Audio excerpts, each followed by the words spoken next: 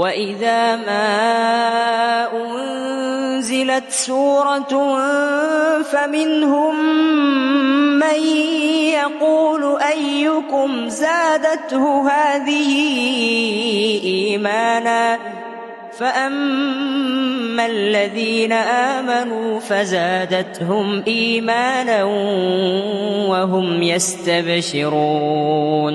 Saudi আরবে 133টি দেশকে পিছনে ফেলে বিশ্বজয় করেছে আমাদের নুরুদ্দিন জাকারিয়া। আমরা শুরুতে একটু নুরুদ্দিন জাকারিয়ার কণ্ঠে তিলাওয়াত শুনবো ইনশাআল্লাহ। أعوذ بالله من الشيطان الرجيم بسم الله الرحمن الرحيم يا أيها الذين آمنوا قاتلوا الذين يلونكم من الكفار وليجدوا فيكم غلظة واعلموا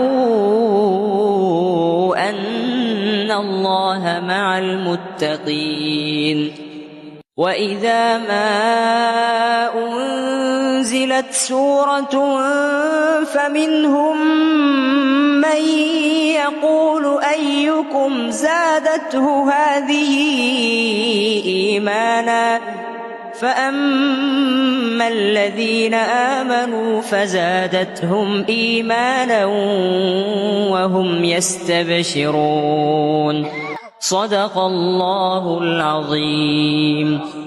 মাশাআল্লাহ, অনেক সুন্দর তিলাওয়াত। আমাদের নুরুদ্দিন জাকারিয়া হচ্ছে আর রায়হান ইন্টারন্যাশনাল মাদ্রাসার ছাত্র।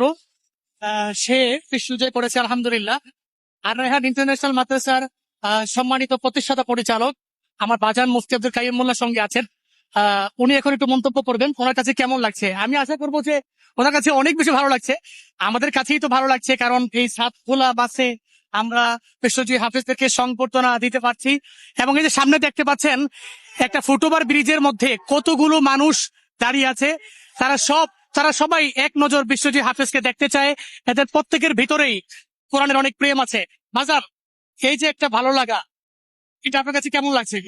আমি শুধু একটা কথা বলবো যে কোরআন যে ঘরে নাজিল হয়েছে সেই ঘরে পৃথিবীর সর্ববৃহৎ প্রতিযোগিতা 133 দেশকে পিছনে ফেলে আর রায়হান মাদ্রাসা ইতিহাস সৃষ্টি করেছে, প্রথম হয়েছে।